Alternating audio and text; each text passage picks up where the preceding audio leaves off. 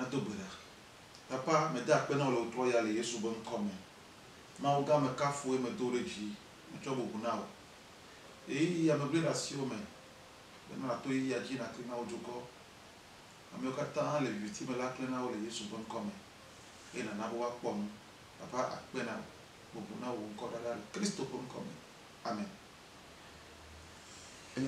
Apôtre King Yoshua Agboti Nidogwe Mohogwe nyawe minyawe ahedada benyon le Togo du coin egbea mima to asia medeka evelobo awunya ahedala le Togo wa nisode ya le jijipenu pomo le dia oponufo soso ahedada le ke ahedada le bol ame amelo pour so enti ba tutu male nyakeji mabio eniwe nuke nto enya ahedada ni nde nya yi bible ameni la nuke enya ahedada.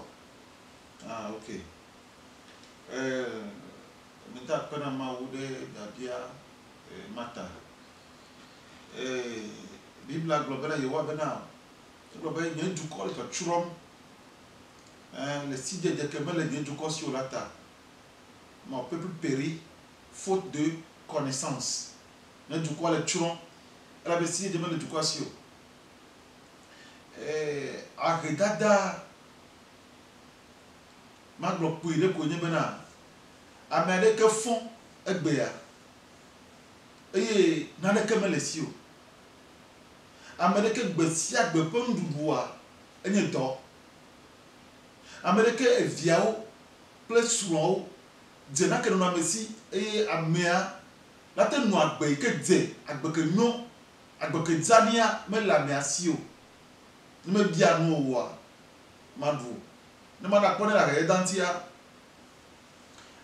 ni chode me no gdomda le apeme o binevo ma o pon ponam ma ga pede pour me rentina le alejo pour pas de magie quoi fofo me gane ya mo ya pastor le kami jemo mi jale jo mo ke mi ka do fi ma o bene mo do fi ma ko ya to me to fiam ke me do fi ma le me kwa me dogo de via le moji e ke me dogo de via quoi ma on tona me pour me ma va de via me pas souvent tu me pas de via abonné de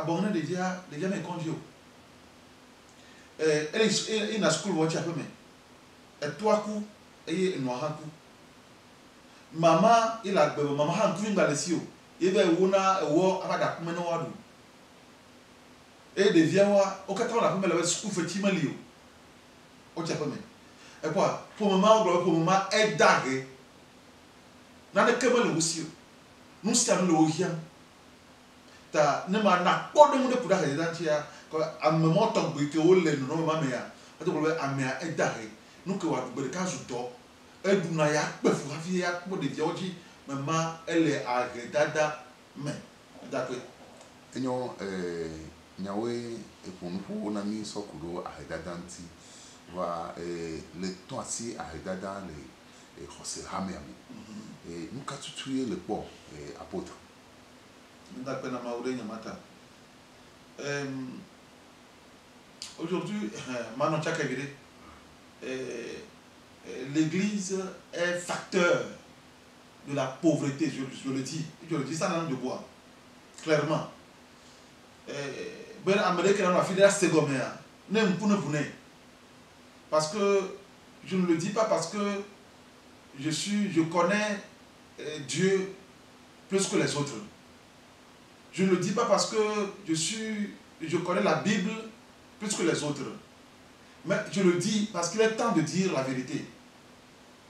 Le peuple togolais souffre. Le peuple souffre. Regardez les doigts, mais si on les doigts, mais si on les peuvent les doigts. Nous mais quand le gouvernement, il va de taxes il va de ojo, nous avons de ojo. Et de ojo parce que tu connais les dos les benades et tu connais yo, et tu veux de ojo. Voilà, il n'y a pas l'église à Méa, pasteur Méné, moi Méné, je suis un apôtre de Dieu. Il n'y a pas l'église à Méa. Taxes dans le mien bois, mais tu m'as au bon. Et garo que l'église à Kéna, Egama ko église à Jona. Egama wa. Même ma ubo ocho. Ocho amegbeto obo. Eye vevie to ama globena. Ma cho amegbeto obo de pe voir. Enye efipe no nome. Dès que l'église a les ans. Et tu as ho. Depuis la Bible Matthieu chapitre 25 à 23 plutôt mais verset 25 à 1. Mal le français mais. Malheur à vous, scribes et pharisiens hypocrites, parce que vous nettoyez le dehors de la coupe et du plat, et qu'en dedans, ils sont pleins de rapines et d'intempérance. Nous avons compris sur rapine anti. Amèque on le blanc on le blanc nous nous là Yesu le comprend nous là amèque subora ma le bedo comme scribo amèque on la dora ma chona dora ma le bedo comme amama bro Yesu le ma mais wawa ils sont des hypocrites on y a nous là eye au prend la plunti y a que plan mais yo fu plan ka ple adjo dada rapine akọ nous la mettre à passer cette temps église que là normalement église que là na mola pochi église que là na mola yinkoa église ale na ba mola yimbodo megbe nya nya ya kolotema c'est vrai que nya to tanja musowa ya ko be mbuna tama sugo be nke jo chrétien wo onya me dare wo nenem nous que tu chrétien on a me dare au sol les religions doméa chrétien on dare so pas musulman par exemple là pas que musulman les incora voilà bible la mer na do bible la mer bible la mer ma o le problème avec que ngbedu to be vient toi ngbedu to be vient Isaac be Isaac be postérité a oh ma be ira gbogbo on dit voilà Isaac be postérité ils sont tellement pauvres surtout chez nous je parle de mon pays le Togo au dare le Togo avec gbogbo mais pour autant nous ka gbo agedada yare nous ka gbo ocho nous ka gbo agedada chona hoselha yo dare ne ma le Togo que me buna tamea mva second bana echo nya gbo nya pastor gbo ocho nya oboy no no me ya ike na be Christo to o mele yinko Christo to ils sont leurs projets sont détruits à l'état embryonnaire par l'église et quoi bien pas l'église le père me dit les ndojo me le tati ko me ya ndojo me fe bible do be na no va do gbedo ko me wa jo ndojo me fe li ndojo ban to yin wo lia ndojo fe li yin ajo e ko via yo agbara malaki ba ba ta me to amen e ta me to ko ya me andre me to ibe na e to ran se e ba e to ran ma o e via o be na ba se to nya o fo mo likia mi fu asara nya do mi wo na o ji o ni ibe aleke han la de am be to ati wa fu ma o afi nya mi le fu ma ni ibe nu ka mi to fu han la de me nu po wo le pla jo yo wa ye wa le pro o profito mi to afi ke ta mi le fu yem mi to nu po wo le pla jo va nya pe me nu tro po la no wa nya ndu do no nya pe me mi wo si ato do npo pera be ni ma du ye ya ko re nya ji i wa gbo me ayo ma ha ma bu ji po re nya ji eye ba yira mi eye ma bu le be tu yota ma bu na pa gbo nu o wa yem be du ko janita ma wo do ma be wa na nu olia e wa na jo keta me fait ko les conventionnels les autorisés venir vivre à tu comme radio ma fika emi ni akete ni po emi atole ne mi jo wa voa ne ba jo radio nana ne ba jo radio to ne ba jo considération to ne ba jo emi radio to e ma wa c'est enye mucho amegbeto obo e bo via enye mucho amegbeto obo voa enu ke ti me le gbonya ya roari ne le chapitre qui va y aller apostole to qui va y aller les apôtres Pétro be gamé aller bible la balade ameda her ke me no do no e bo se via ne mi acte chapitre 4 verset 33 eye apostole dit da se ple msega le apeto Yesu fe titi lanti eye amenu fe ga le okata oji ela bana yanto de kemen le odome o yanto de kemen odome o ela bana amegede alesi anigba o aloko o le esila ocho ojira eye ocho nusi ojira la we wo me ve ayi o tue dare apostolo pe afonu ayi o mena mesiame le sia de pe hianyanu e pa bia tsamba ya église amoko ko nya me da ke wa o église po gbo na agedada e to la pe na o a bientôt comme non à Modongamo vous êtes béa le pa bia aujourd'hui l'église est en train d'engendrer des pauvres. Les gens vont à l'église pour adorer Dieu. Ils font des offrandes, ils payent la dîme, ils donnent la dîme. Après, le pasteur sort de l'eau, Piota. Que Dieu va vous bénir si vous prenez, si vous achetez cette eau. Et c'est 10 000, 10 000. Et c'est 20 000, 20 000.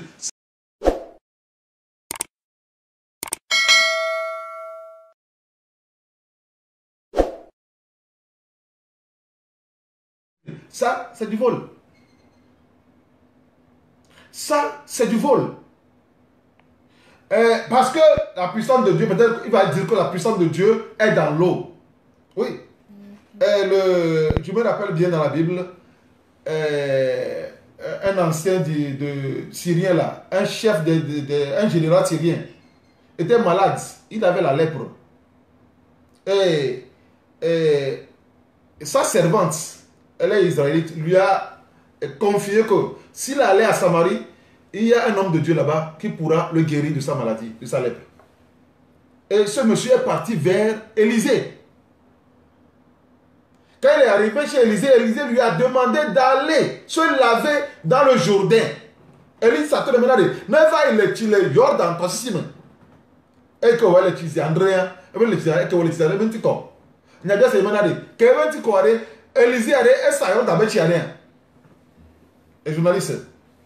Élisée est saillot dans le tia. Et c'est Naïmana. Ah oui. Mais saillot dans le tia. Naïman choque sur le nova. Ne venez pas. Que me choque ne venez pas. Et le tia ne va pas. Mais il taille au va bailler à la baie. Il m'a connu comme choque na il m'a connu. Et la même on peut nana au sané. Le don de Dieu n'est pas à vendre. Mais aujourd'hui on vend ça au Togo. On vend ça aux pauvres fidèles au Togo aujourd'hui. Donc, il y a un petit peu pour une histoire. Et là, il faut que les doigts, et les doigts, les chrétiens, ils demeurent de plus en plus pauvres. Chrétiens, non, pauvres, gars, c'est quand même. T'as élevé fléau, il y a quelques gangrenés. Chrétiens, même goya. Parce que les musulmans, tu vois quoi, tu as sorti musulmans. Musulmans, on va la galoter, c'est toi qui vas me donner. Ah oui? Non, il y a nous qui ont joué pour nous, quoi. Ah, mais c'est un nous faire, Bible, la Amesia manena cho diffamé be ameke parle le nouveau bien aka le nouveau bien ameke parle le veve mais le ya yira mais ela ka me ya yira mais ta ala ameke la no pleji joa ye ma ulona ve be ya dizizi manana no toi tu le caméra mais anti toi tu na do nous actons ya de nyento breka j'étais au service à Toko le trésor dans le fourneau et midi il me repose. Pose dans mon combat, il n'a pas de nouveau. Je vais souper les toits, je vais armer de midi. Et moi, je vais vous faire jour. Nous sommes 10 000, nous sommes assis. Le bureau, même, nous sommes galés. Et moi, je vais vous faire. Nous avons 2 000. On a 17 000 de cas. On a 1 000 francs de cas. On a 5 000 de cas. Et le 8 000. Non, mais toi, tu as même. Je m'en vais encore. Comme nous avons dit, pasteur, dit oh non, on va joga. On va dans 2000 là. Zandia, on va te montrer du monde on va joga ke. On va dans 1000 francs. Zandia quoi, quand on passe là à Pota, on va joga ke. On va dans 5000 côté. Comme dans 5000 là. Non, là que nous allons la jo. Là il munjo wa. Tant qu'on va pour mon y avoir. On a pas de joker. C'est tout ce que j'avais dans la poche. Il y a une petite moutorie. Parce que comme qu'elle est, une petite jolie. Et un des serviteurs m'a rattrapé. Oh, monsieur, vous partez? Mais non, j'ai eu une urgence là. On m'a appelé au service. Je suis en train de partir. Que je vais revenir après. Et mon Dieu, comme doit mon est-ce qu'avec ça, les chrétiens vont s'en sortir? Mon frère, est-ce qu'avec ça, les chrétiens vont s'en sortir au Togo? le sumo pas medo, vont amewa akedalaoni. Ils sont des pauvres. Les chrétiens sont pauvres. Ça doit changer au Togo. Ça doit changer au Togo. Les églises doivent changer leur méthode au Togo. Les églises doivent revenir vers la Bible au Togo.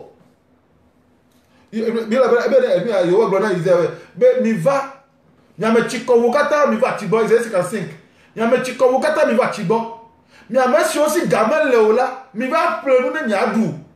Manye ple ga alo la si ho nu o. Ela be nu kata mi nya za gare nu si me di apo lata. Nu kata mi nya za gare nu si me nya bolo lata.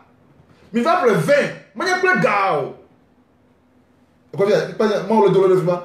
On a ple 20, on a ple ma o na wa, on ple ga.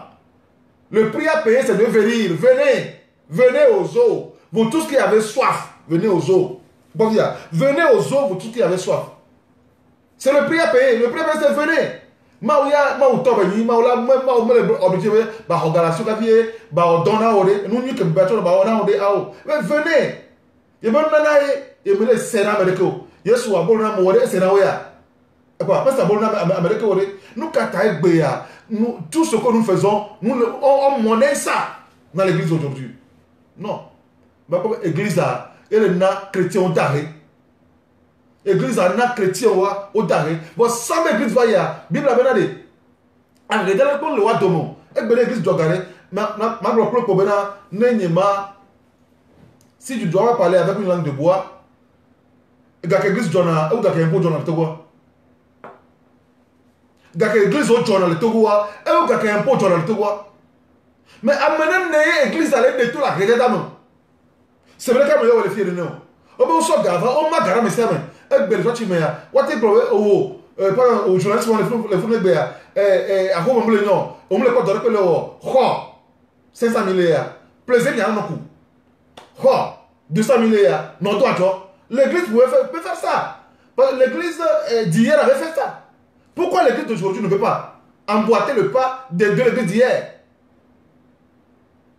Donc, Egbeya, ma bloc pour les noms pour nous que le joie, et à me qu'on et Christo rame à daré, bon, Christo tout maintenant.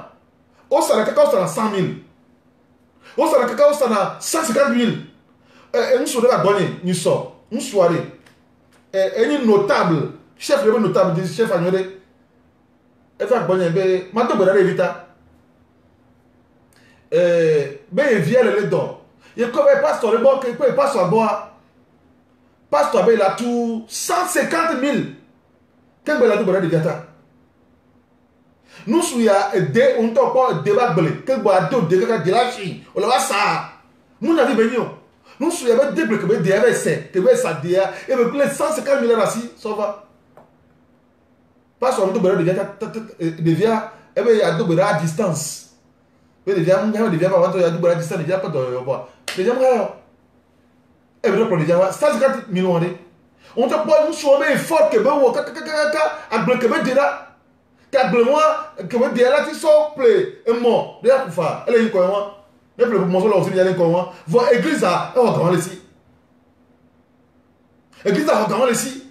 Pourquoi vous avez tout de l'état? Non, nous, l'église, le Togo, les Togo, je vais à Benjamin, et il y a les blancs, Togo, il y a le Kanyalo. Et il y a pour qui le fait, Togo, il faut que les Péa et Kanya. Donc, nous, ma grand-mère, église a, église entière, à et que les comme les ignorent, n'y avait du doigt, moi, nous blanc, et que n'y a pas mis l'église à l'eau, les blancs sont baillés, ils sont blobés, à ma mère, les politiciens, l'église à l'Église, nous blancs sont. Les politiciens pour l'église, les bateaux, Togo joie, politiciens pour l'église, les bains. Miao, kudo, politiciens, miao, les bandouya. Sinon, nous, quand tu joues, un violon doit aller, à moi, on doit, tu veux t'en donner, voir, pour ton dit, appel de fond, soit, non organisé, réveil, pasteur. Je suis un pasteur, réveil, que il y a appel de fond, le réveil, il y a un appel de fond. Nous, quand je dis une invitation de pasteur, non, il y a, moi, il réveil que, réveil, mais, il y a un tiers non violé, parce que, ami, si le Dieu, non, on va te dire, nous, joie, yo, tout le monde, mon joie, mon joie.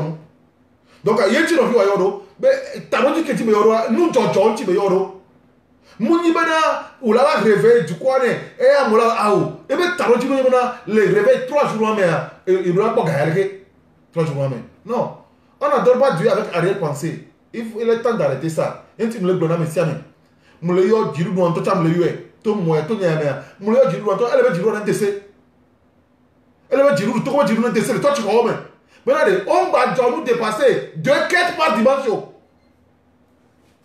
par dimanche allez qu'est-ce qu'il va dépasser ma vie du quoi le pas fouet mais bon on tole o gouvernement il soit o di mi oji tasoji o de yaji o de yadi quoi nous que doit da sipo église aya et nous comme le c'est pas conventionnel gagbo ko toi tu as donné don volontaire don ya non les chrétiens souffrent hein? Les chrétiens souffrent beaucoup donc journaliste ko bioma chrétien ba ya dudua eso miaobo miamo ko yimo ba mo boy chrétien ba fuko le pe ya miaobo beso yo eto na emia Isaiah be blona be nchido ke dona kina ya muni be amene na siro ko dara dona no wi adona wa me ka be utomelado iba be chin dona yo nchido ke dona kina yo bon nchido ke dona kina yo wa re ni benade watu ka majo wana blood ya mesi o terani e ko fia wana blood a mesi o terani e mi atuko kuti o kata na ka o abolo na dorito e na klo amedahe si le chaksangala aida pe o me e ne wo si ola o ka kali adi aba butete ne e yehowa ajengo na o e pe ntiko ko e akeme gbe na o nebe da me tete da ni da le do me tete me da ni o e da si ya me da e me fo anu fo le do me ola o ke la kele tizime na ke me gbo me na de o bo na de ha me ade le fia le apostolo bo le fia o soga dare yo mara me same e gbe ga gbogbo ke grisa jona e gbe to go wore le ko repartir la gawande fidèle pauvre do me do e gbe o c'est bon. L'école est répartie, Gawade fidèle, pauvre de Megbeo. Et les chrétiens continuent dans la pauvreté. Ou là, toi, tu 10 000 salazibo, 5 000 salazibo, 3 000 salazibo. Nous décidons de salazibo, toi, tu mets à zibo sana. Et qu'on a viaji, et qu'on a via qu'on a sourandi, dans le sourandi. Bon, à zibo, qu'on a moins sana. Et qu'on a, et tout a profité à zibo, mais chrétiens, on va la tout avec espoir. Maintenant, et nous l'agnon pas cela on a l'agnon couton donc et on ta ma globe église à Jago église de Togo à Jago subo le maun totaji ya wata mi le me mi le Jago subo le mauji agoke mi le jeni mi le tamora ni mi na mo le inko mi le teura ni ba via donc ma globe nya mundo be bien fina o yo apôtre pe kaka enyari nyale kwa si o ne que nous portons au bébé à meilleur le sous-bol à vous.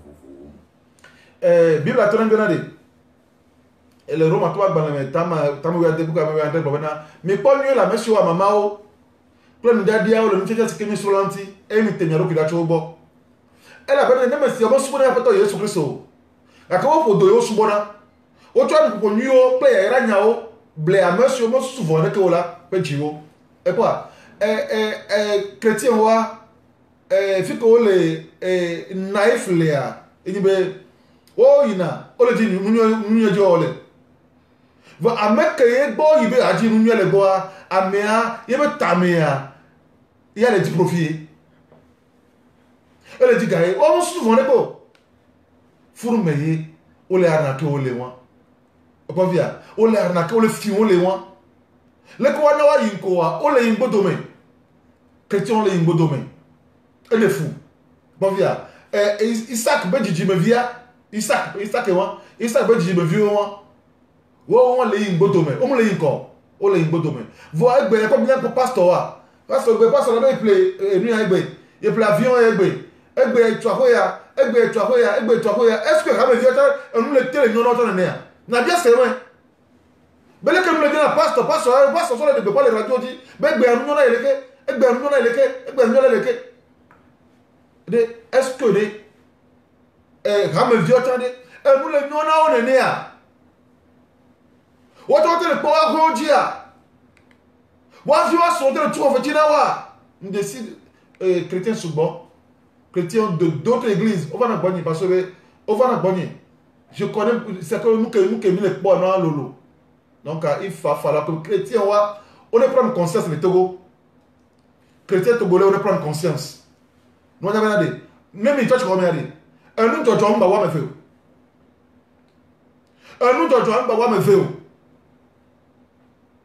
mba wa me fait salaire d'un togolais c'est combien 35 000 40 000 et toi tu et na nous olia les 40 000 mais 4 000 et quoi ton nom on a 36 000 on va dire considérer considérer va elle a joué et nous et son la joga et toi tu et viola joga le toi tu et mercredi toi tu elle va la joga le mercredi toi tu et vendredi toi tu elle va la joga le 40 000 comme le elle a joga le toi tu ne joga le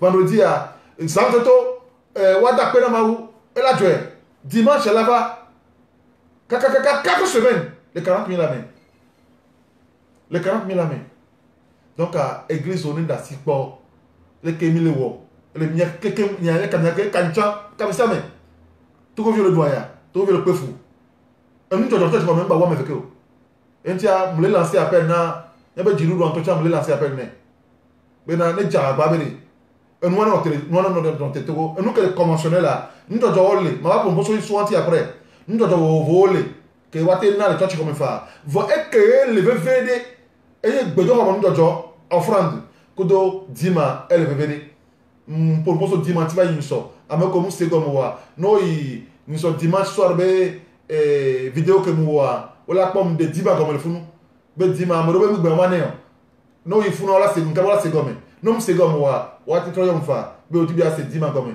e ma de menao be dima de be wane donc nous be vele be do mo jojo kudo enu wolia donc a church kwata ni tro be na nous jojo appel de fonds, appel de fonds, on n'est pas du quoi les doyens. Tu me violes les doyens. Donc, toi, tu es pour Zina et tu me violes. Toi, tu es pour Zina, tu me violes. Bon, bien, ma ou pas mon temps, on est pour Zina, tu me violes. Et comme ma grande. Yo, apôtre, dis-moi, toi, il y avait assez moins dire. On dit, à mes débuts, on a pour vous dodo et dim. Alors nous olia benana bakudo et nous ta dede alors prémisse be vous tout ok le même tout ma be nous c'est non ah ok nous ta dede ya c'est boja o don deja o fifi et o soga et o ja o no o ja projet et fi o soga c'est be 100 millions de projet on peut au projet ka pa le ka na no olia mawo voa ade nuta na mawu c'est le nuta de dea a dit 5 000 par exemple les gars mais avec des clos et à toi yo be yehowa dit là be cho do da sina yehowa e ke ma ana wo tamdodoa e la jejina o a dit 5 000 a de clos ma wa peto nja o lu yeleke nja o e se o le informer ma officiellement na nu ko di bia wa mo di be na si o leme no iram leme no na nkonye dejire nu ya men no na dibia vision que la signa e pa mtwahonye mplanigba ya moya lemea yehowa maso lekeleke bana vo enu abetaya masama na be mulo onu ya asio no jinam kweta na ma holo enyi mtana na e bari lekebe ntana na yare paso boyo la ilewe fada bo le ilewe lo no gbe igbedo wa mekoa no te quoi no gbe wo de kebe gbedo da kwa so do nde me funa bien sûr ati to igbedo ko mekoa ati do gbeda kwa ati so do enu ya ba be adaka me fa ba jofa ça c'est comme ça quand ba tu na pasteur o chan pasteur la do gbeda deta no so ne ala do gbeda deta eta bale menene ka ko to ke ne le tima do enu ta de ya dim ya ne ka mo dovo yo sanu egbe 100 000 yo po le 10 000 de 100 000 adia 1000 francs o la de enye nubo no olia mi 100 000 la me yo la de lo nous samu capital à mola de le un capital à molade lo revenu à molade 1000 francs les et c'est bien revenu 10 000 à 1000 francs les mais il y a son 10 ma il 10 ma bah il 10 ma donc offrande à te de les 10 000 mais il m'a te de 500 les mais fa à son offrande ça bon bien on m'a de les gâtis comme ça les sanois mais bon bien ouais ben amo no church comme ya o le sami church comme gbe o le samia o ba mi ya no dia no kun la jola gbe no jamia nti na la tro va mi ar ko mo la dia lo wasi ya na wa 20 000 donc amo o be di na be gati ame ko sube ma o ja we na yo no si ya na yo fi poro ya ouais ouais ya me lo we fi so ma o la jo no ma gege so enti mu le bi anya wa ro ne akebe gomina mo nyu tutu wa nya be munya joti me yo de na gawale na bo wa so no wa ke be ni be enuta de de ya ale ko po a yema allo ale ko po me la de no woli ale pastor ma gbo no gbe ka be na o ja o mi ale ke a so gava capital o ko so le do ajo aba de le mi so wa yo e won o le ninu ajo wa yi e ko ajo wa le se do pe wo ni bo ya ene do pe wa allo o fi do pe do la ni ma lo ele se wo le fi ajo ni o le fi ajo ko lo do le fi ajo ni capital a enya ajo wa yin biro wa o ma te de le capital wa ma so right now no do yo pa to reji o pa le reji ale mo la de le so wa yo don fa bo via aso on de fa donc o ma so capital wa so wa na pastor no so wa na pastor afunu abu to ni bo via donc ale be que tu restes no go bena o ngba o be finance wa ele be yo wa bena ibe tukwa wa tu ho ayi wa no me e bo via be iba me yayira wa tu ho no me bo via wa tu ho no me wa dagle wa do be kuteche wa jivi de vira no wanti o ma tu ho amabuna na no me o ma dagle amabuna duo nye tu ko ati america titi na ne le bo via ta ma wu be didi me na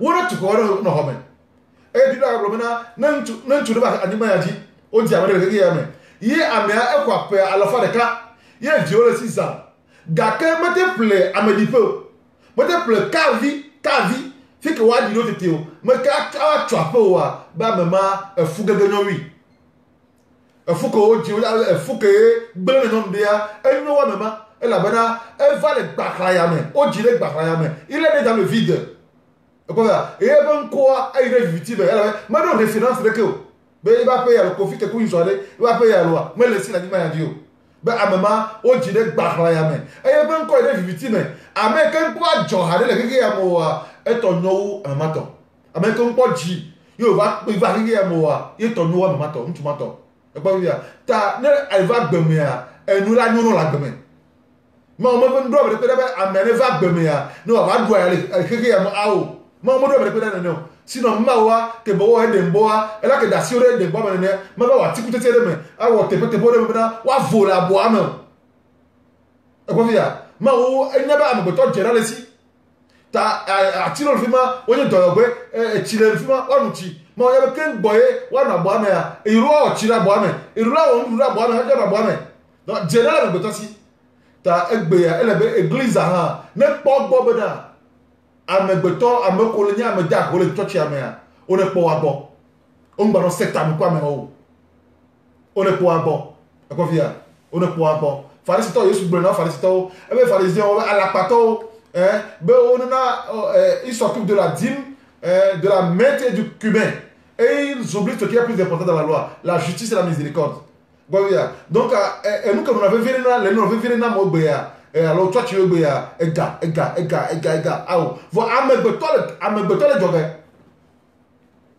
amawole joge donc meta le ko ye jina jiru ro setan ko domia mi o tani baro ne le ko mi jiru ro afrika le setan ko domia mi o tande mi baro ne pauvre là sans pitié que nyam de toi tu gomere ni mo jona ga parce que mon de na gomere amoko tu va tochia ce sont des pauvres ndo ameya wari no mo wa joga me ndo do man of here considère que on pas bien de ndo do man of here parce que les gens qui sont arrivés ce sont des pauvres qui sont dans l'église quoi bien non te ya do bonina do bonaba sona 20 000, 30 000 tonnes de J, tonnes de J. Quoi bien? Moulin, c'est une bonne histoire. Apôtre Vovor, paix à son âme, il est aux États-Unis, il va se rendre compte que oh, on va même. Quand tu as mis le journal, il y a on ne peut pas me voir. Il y a la paix à me onti. Eh bien, un vocateur, ma ou le journal, mais il fait même ma ou, on est à on a ma ou. Voilà leur état que mon lait. Eh bien, c'est après ce dimanche-là, il va t'en et donc, elle veut venir bénader. Église, on est à Babé, on va périr à mes vieux disons. Pasteur, on va regarder, on entend le coup. On est quoi? On a université pour les état, mais tu as un pouvoir. Et tu as un pouvoir, mais tu as fait un ancien combattant. Un pouvoir, mais tu as fait un docteur. L'église a regardé. Notre université, on va pas aller. Donc, à me créer, nous pas là même. On a rien fait. À me créer, tu as vu que tu peux faire le tuyau. On est prendre en charge. C'est ça l'œuvre du Seigneur. Et il y a peu de temps. Donc,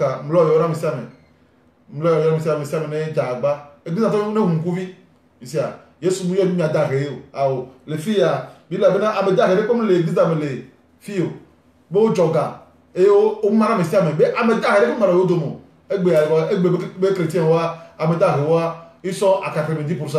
Tu vois. Les pauvres sont à 90% dans le temple aujourd'hui. Et il faut amedare on le joga c'est comme non, il faut changer les choses. Mon yérami. Question de balle on le voit. Yo après quelqu'un.